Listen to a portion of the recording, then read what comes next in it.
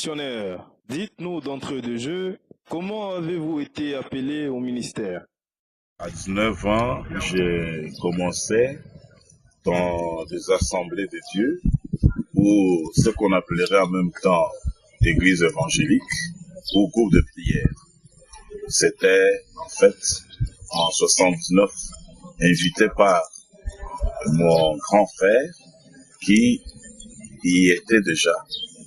Et là, je me suis donné au Seigneur et jusqu'à ce jour, je n'ai plus jamais pensé retourner à ce que j'avais vomi. Et c'est après que j'ai découvert qu'en ce temps de la fin, Dieu envoyait un message porté par un prophète selon l'écriture de Malachie 4, 5 et 6, et j'étais obligé de sortir maintenant de ce système religieux pour recevoir ce message qui est la vraie lumière, la lumière qu'ils sont en train de répandre maintenant sur la terre. C'est ça. On entend dire, Jean Dianda est contre toutes les autres églises. Qu'en pensez-vous? Le véritable message de Dieu de tous les temps a toujours été un message de révolution. C'est un message qui, reçu par ceux qui l'entendent, amène la révolte contre le système religieux. Tous les prophètes que Dieu a envoyés dans tous les âges se sont dressés contre le système religieux de leur époque.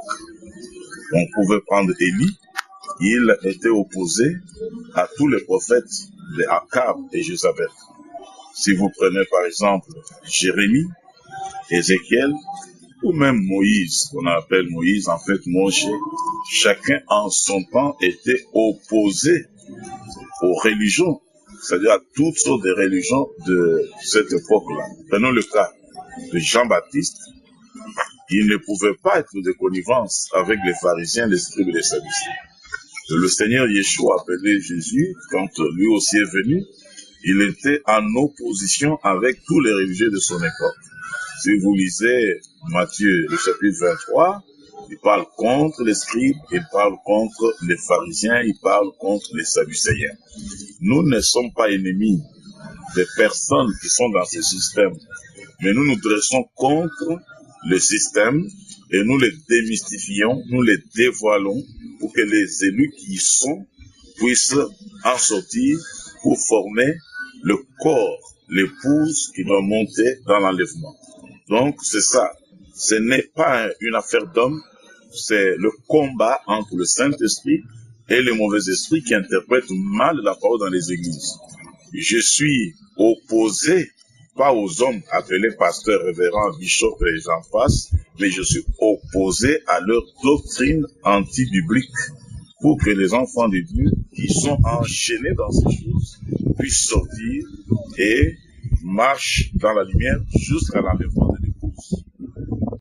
Missionnaire, votre église, différente des autres dans la forme comme dans le fond, aurait un message. Quel est ce message? C'est le message de restauration, c'est le même message qui était prêché par Paul, Pierre, bref, les premiers apôtres de notre Seigneur. Et parce que ce message a connu des mutations, c'est-à-dire les gens l'ont changé, l'ont transformé au cours des âges. Et l'Église n'est plus ce qu'elle était au commencement, comme vous pouvez le constater en lisant les actes des apôtres qui nous donnent le tableau réel de l'Église primitive, l'Église du début. Et parce qu'il y a maintenant cette disparition-là de cette Église et qu'elle doit revenir, nous parlons donc de la restauration, c'est-à-dire le retour à ce qui est au commencement. Dans les Actes des Apôtres, chapitre 3, verset 19 au verset 21, il est dit, le Seigneur Yeshua est gardé au ciel. Il doit demeurer dans le ciel jusqu'à ce que toute chose soit rétablie. Malachie 4, 5 et 6 dit qu'Élie le prophète devait venir pour la restauration de toutes choses. C'est ce message qui démystifie, qui nous amène l'ensemble des mystères qui étaient cachés et révélés aujourd'hui. Par exemple, aujourd'hui les gens appellent Saint-Esprit ce qui n'est pas Saint-Esprit, ils appellent baptême du Saint-Esprit ce qui n'est pas baptême du Saint-Esprit, mais c'est en ces temps de la fin que nous savons maintenant faire par exemple la différence entre un homme oint seulement du Saint-Esprit et un homme scellé du Saint-Esprit. Tous les autres aujourd'hui qui prêchent le soi-disant Christ et chassent les démons, ce sont des oints. ils sont loin, mais ils ne sont pas scellés parce que pour être scellé du Saint-Esprit, il faut d'abord accepter la parole de la vérité, selon Éphésiens chapitre 1, versets 13 et 14.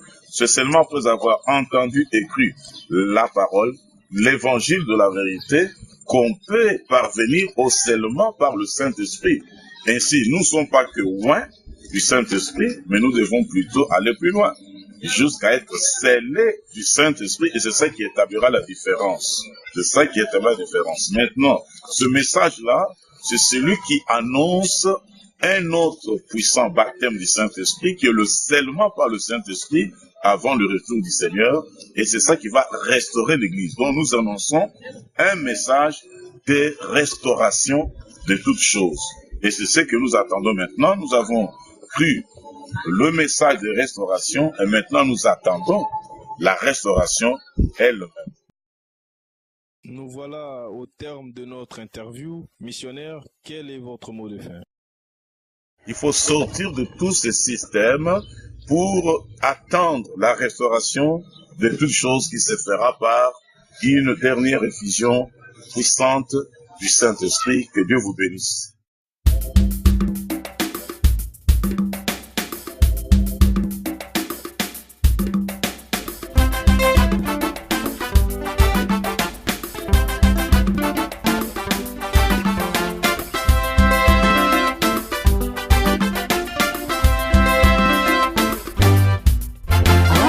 Kachimeno saba, kachimeno nemba ya wende leo kwa kachimena.